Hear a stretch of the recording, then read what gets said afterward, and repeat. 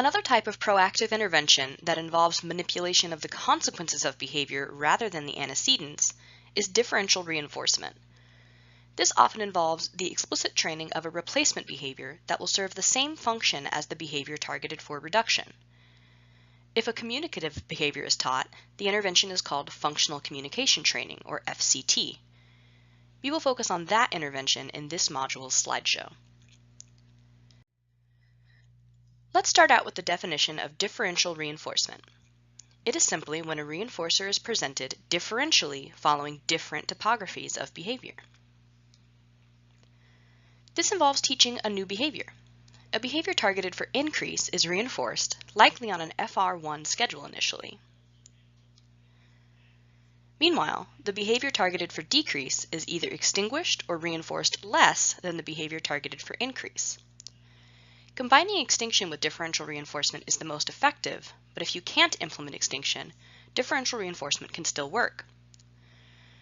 You might not be able to implement extinction if the behavior is maintained by automatic reinforcement or if doing so would be dangerous.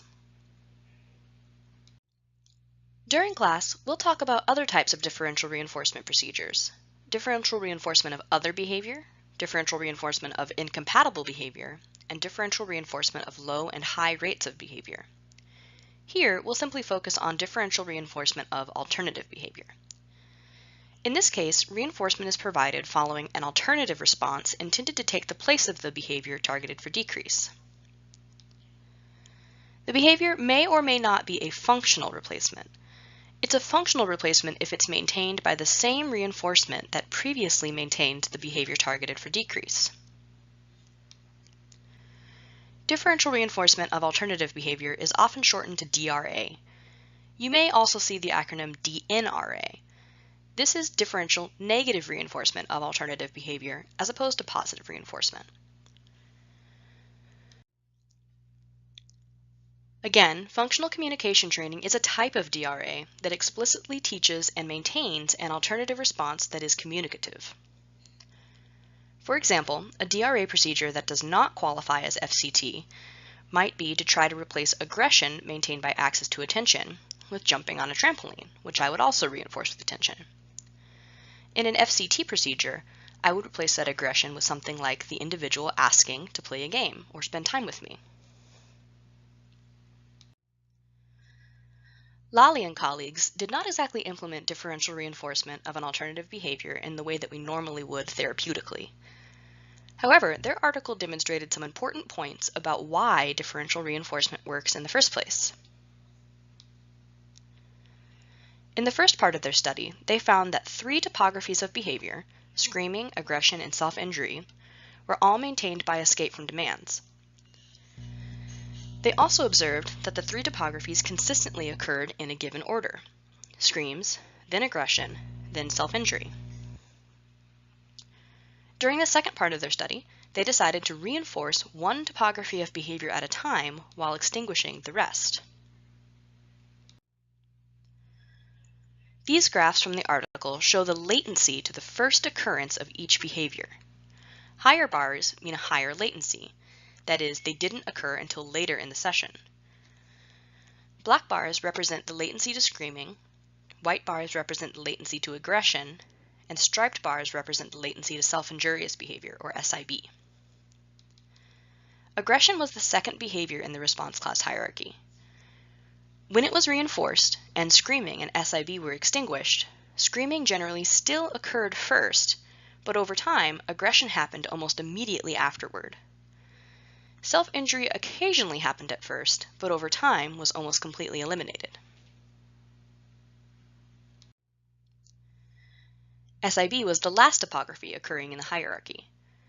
When it was reinforced and the other responses, screams and aggression, were extinguished, typically all 3 behaviors still occurred in order.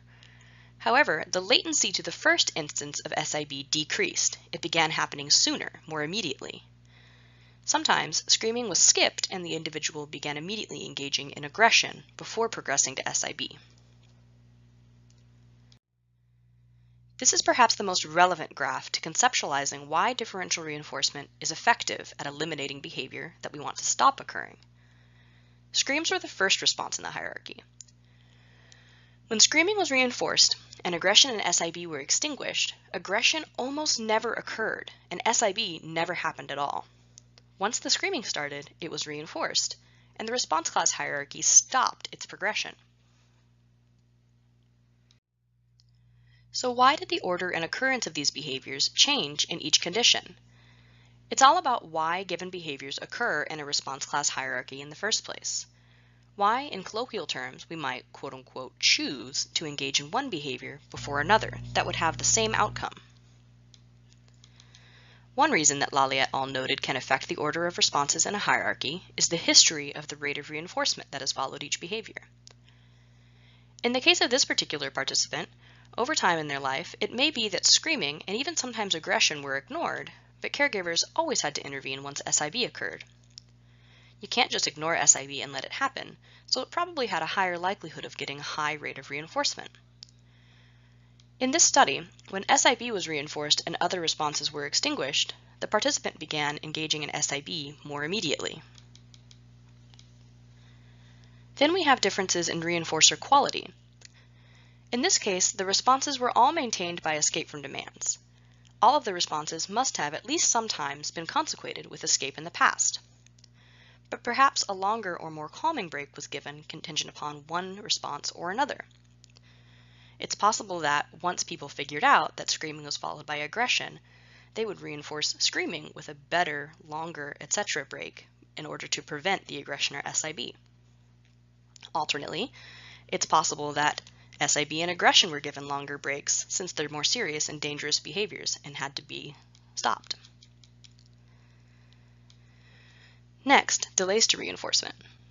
It makes sense that consequences that are more immediate are more effective and more valuable. Behaviors that have been reinforced more immediately in the past are more likely to occur first in a hierarchy in the future.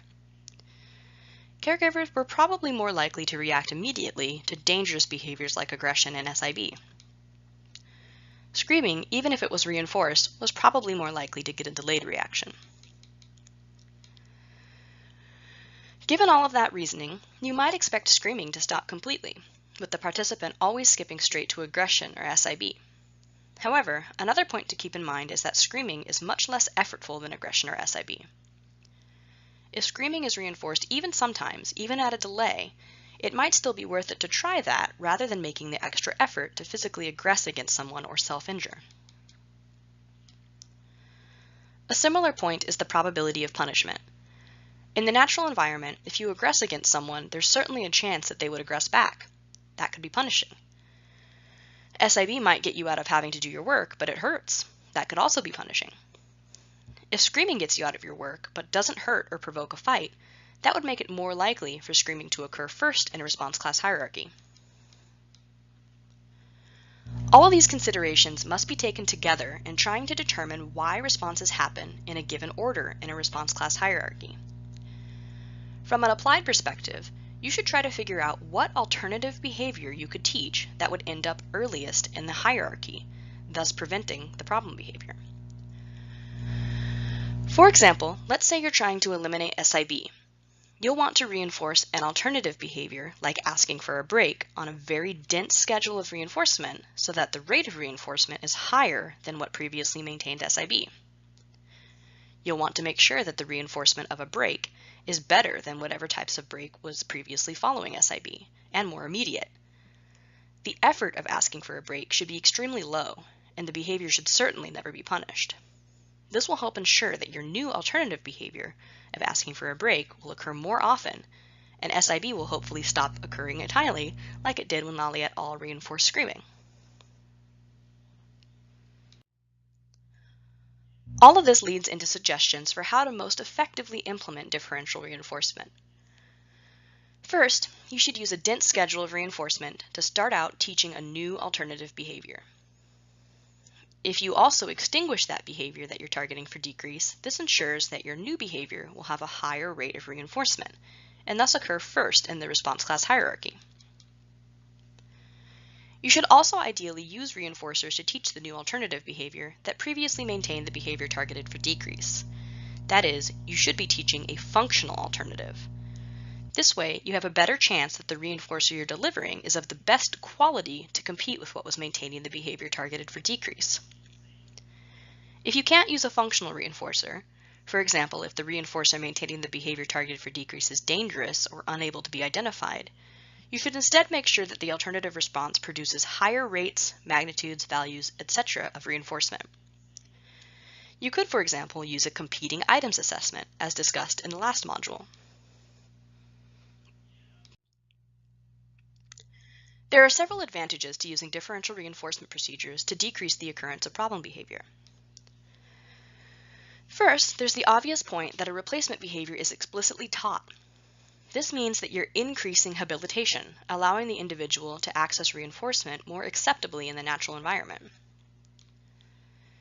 This type of intervention can also be combined with a token economy or point system, rather than delivery of the terminal reinforcer contingent on every instance of the alternative behavior, so that progressing towards generalization and maintenance is included. Differential reinforcement is often fairly non-intrusive for the individual and others in the environment, and is considered socially appropriate enough to remain in place as an intervention long-term. Finally, differential reinforcement can be effective at eliminating problem behavior even without extinction or punishment. This is great when you're trying to intervene upon automatically maintained behavior for which you can't prevent the reinforcement, or cases when it would be inappropriate or dangerous to try to extinguish behavior. There are, however, a few limitations to differential reinforcement as well, which is why interventions are almost always combined in a treatment package. First, the initial schedule of reinforcement should almost always be FR1. This can often be unreasonable in the natural environment. For example, teachers may be unable to provide a break or attention immediately, contingent on every instance of the new alternative behavior. A possible solution to this is discrimination training, with DRA combined with extinction.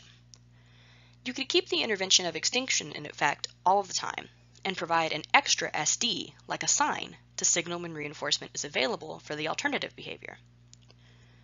For example, a client may now never get attention for screaming, that's extinction, but they can ask for and get attention whenever the teacher is at her desk with a green sign on display. Another concern with differential reinforcement is that it can be difficult to implement. It requires a good amount of time and effort to observe continuously and ensure that you always reinforce every instance of the new alternative behavior. However, the benefit of teaching a new appropriate behavior far outweighs this difficulty. One last limitation is that, at first, differential reinforcement can lead to an overall low rate of reinforcement. Think back to NCR and enriched environments. Those interventions ensure that the individual is experiencing a high amount of reinforcement no matter what. During DRA, reinforcement is contingent on an alternative response, and if that response doesn't occur, the reinforcer isn't delivered. This can, however, be addressed in many ways. You could combine DRA with NCR or an enriched environment, though note that you would need to provide a lower quality reinforcer during NCR. If you use the exact same reinforcer as during DRA, satiation would probably occur, and make it much less likely for the alternative response to be emitted.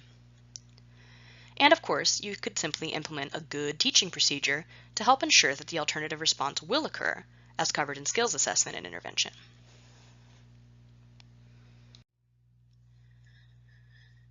Note that a draft of your behavior intervention plan is due by the beginning of our second workshop. You're only required at this point to submit a draft of material related to the assessment pieces, not the intervention pieces. However, start thinking ahead to your interventions as well. As part of the assignment, you're asked to give rationale about why you're suggesting each part of your treatment package.